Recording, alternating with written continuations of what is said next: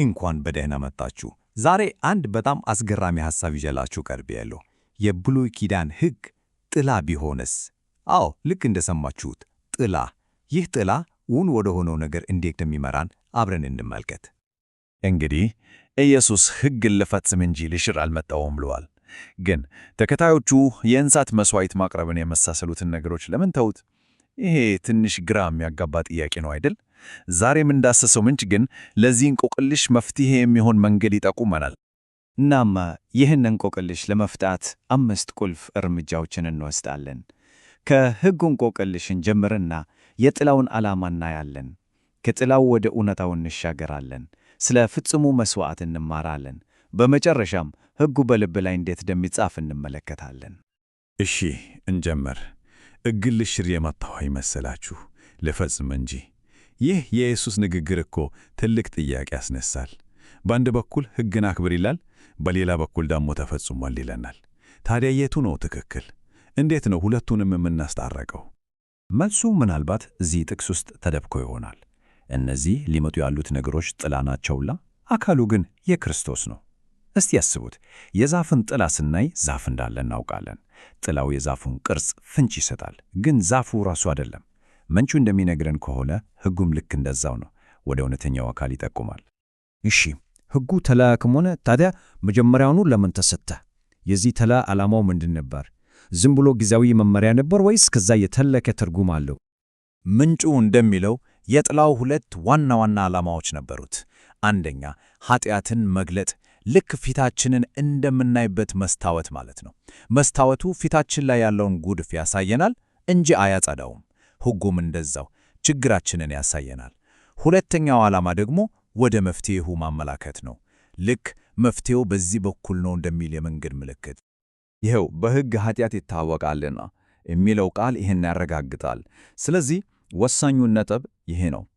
ሕጉ ወደ እግዚአብሔር የምንወጣበት መሰላል አልነበረም፣ በፍጹም። ይልቁንም ለምን መድኃኒት እንደሚያስፈልገን የሚያሳይ የሕክምና ምርመራ ውጤት ነበር። ችግሩን በግልጽ ያሳየናል። እናም ችግሩን ካሳየን በኋላ ወደ መፍትሄው ይጠቁማል። ወደ መሲሁ የሚመራ ሞግዚት ነበር ይላል። ለምሳሌ የፋሲካን በዓል አስቡት። የበጉ ደም እስራኤላውያንን ከሞት እንዳዳነ ሁሉ ያ ሥርዓት ወደፊት በሚመጣው በመሲሁ ደም ከኃጢአት ሞት ስለሚገኘው መዳን የሚጠቁም ጥላ ነበር። ሁሉም ሥርዓቶች ወደ አንድ ሰው ያመለክቱ ነበር።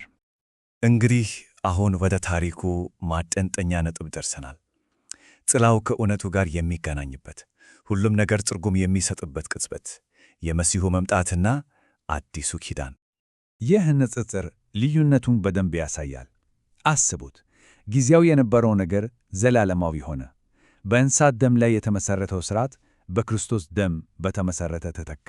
በድንጋይ ላይ በውጭ ተጽፎ የነበረው ሕግ በልብ ውስጥ የሚጻፍ ሆነ። አዎ፣ ጥላው በእውነታው ተተካ። ይህ ጽዋ አዲስ ኪዳን ነው። ይህ ቃል ሁሉንም ነገር ይለውጠዋል። የእንስሳት መሥዋዕቶች ኃጢአትን ለጊዜው ይሸፍኑ ነበር፣ ልክ እንደ ጊዜያዊ ማስታገሻ። ይህ አዲስ ኪዳን ግን ኃጢአትን ከስሩ ነቅሎ የሚያስወግድ ዘላቂ መፍትሔ ነው። ግን እንዴት ነው አንድ ድርጊት ብቻ ይህን ሁሉ ውስብስብ የመሥዋዕት ሥርዓት ሊፈጸመው የቻለው? ይሄ ትልቅ ጥያቄ ነው። መልሱ ይሄ ነው። የክርስቶስ መሥዋዕት ሁሉንም የመሥዋዕት አይነቶች በአንድ ላይ ያጠቃለለ ነበር። የሚቃጠለውን መሥዋዕት፣ የኃጢአት መሥዋዕቱን፣ የበደል መሥዋዕቱን፣ ሁሉንም። ልክ ሁሉንም በሮችን የሚከፍት አንድ ዋና ቁልፍ እንደማለት ነው። እያንዳንዱ የጥላው ክፍል በእውነተኛው አካል ውስጥ ፍጻሜውን አገኘ። ያ ሊሆን የቻለበት ምክንያት ደግሞ የመሥዋዕቱ ዋጋ ነው። የመሥዋዕቱ ዋጋው ራሱ እግዚአብሔር በመሆኑ ለሕግ መተላለፍ የተከፈለው ዋጋ ወሰን የሌለው ፍጹም እና የመጨረሻው ሆነ። ዕዳው ሙሉ በሙሉ ተከፈለ፣ ለአንዴና ለመጨረሻ ጊዜ። ስለ መተላለፋችን ቆሰለ፣ ስለ በደላችንም ደቀቀ።